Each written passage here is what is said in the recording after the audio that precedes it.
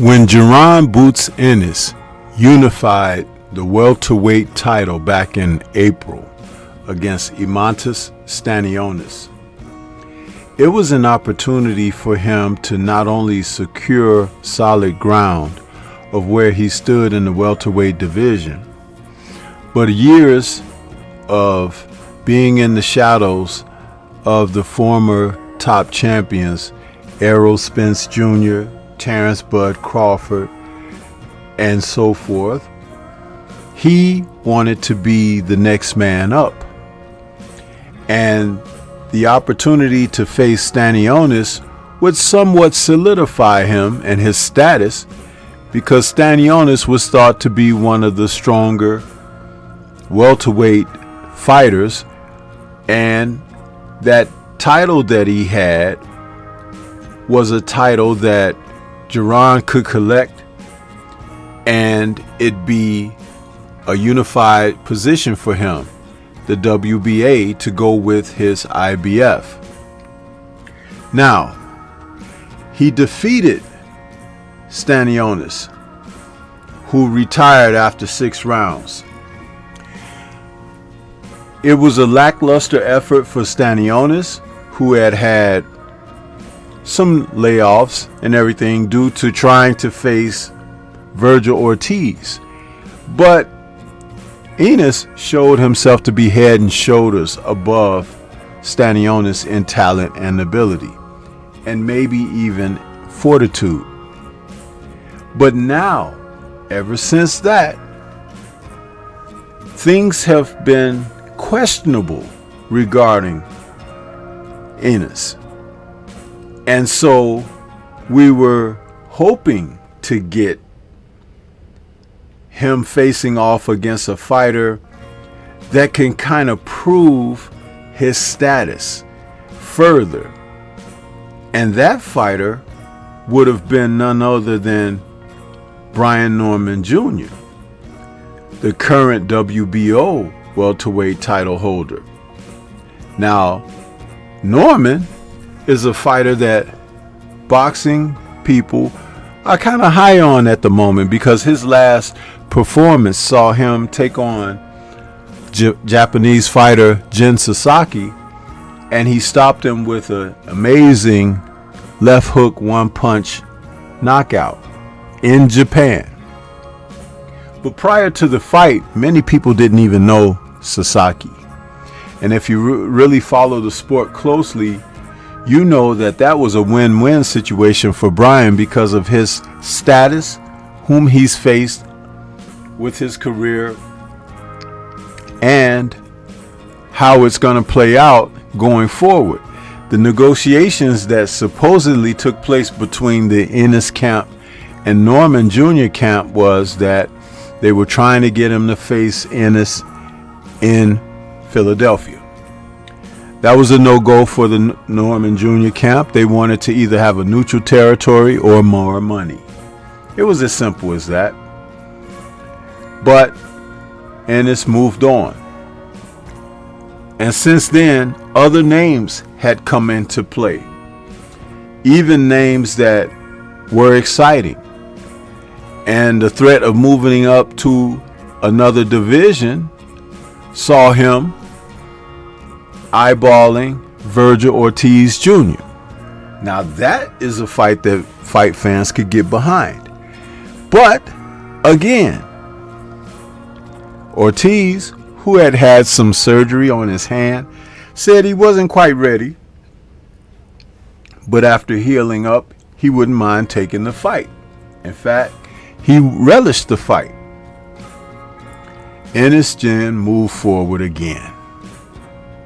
There were other names, the likes of Rashidi Ellis and possibly Conor Benn, who has a rematch coming up against Eubank Jr., by the way. But these were just names in a hat. Pick one, like the lottery. No one was expecting what we got that was announced through the pipeline. Yuisa Lima. Now, that's a name you could say twice, huh? No one was expecting this name. And Ennis, who had been in talks with Turki Al-Sheikh about facing one of the more prominent fighters, was advised by Turki, if you want tune-ups, see Eddie Hearn in Matchroom for that. I'm only paying for the premium fights. And so Hearn did what he does best. Find someone who was inconspicuous and someone who many people hadn't even invested in. And so these two will face off October 11th. But the thing about it is, no one cares. And what in the world is Jerron Boots Ennis doing? There are plenty of fighters to face out there. At the 154-pound division, there are fighters who can challenge the talent that he has and give him something to show us whether he truly has it or not. I'm a little bit upset. Lima, who hails from Angola, is going to bring a record of 14-1 with 10 KOs. That one loss that he has was to Aaron McKenna back in June of 2023, where he lost a unanimous 10-round decision. The fight was held at 160. So McKenna has since dropped down and fought under that weight, except for when he faced off against Sukhdeep Singh Bhatti back in December of 2024, because though Bhatti came in at 159 3/4, he came in, Lima, at 163 pounds. So there's something going on here with Ennis and his camp. I don't know if they're just trying to milk it, but this fight, Matchroom is going to put it on once again, Wells Fargo Center in Philadelphia. Now, I'm not knocking Philly at all. Great fighters have come through the history of the sport from that area and region. But Lima, who is 32 years of age, nobody knows this gentleman. And if Jaron goes in there and gets a first round knockout or a stoppage within the first 4 rounds, let's just say the first quarter of the fight, who cares? With the talent that he has and coming into a prime of 28 years old, a record of 34-0 with 30 KOs, this fighter who can fight orthodox as well as southpaw, 5'10" with a 74-inch reach, blazing hand speed, pretty darn good defense. We want to see him challenged against his contemporaries. And at 154, there are a ton of contemporaries. What is he doing? It is time to see these young men face challenges and stop trying to rob the public. Because if you're really not that good, it's going to show when you face your colleagues.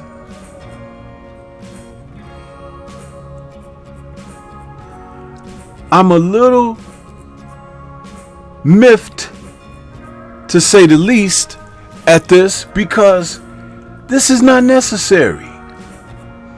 Turkey had money on the table for this gentleman, and he's turned down so many fights, he might as well be a housekeeper at a Days Inn where they turn down the sheets when the rooms are changed over.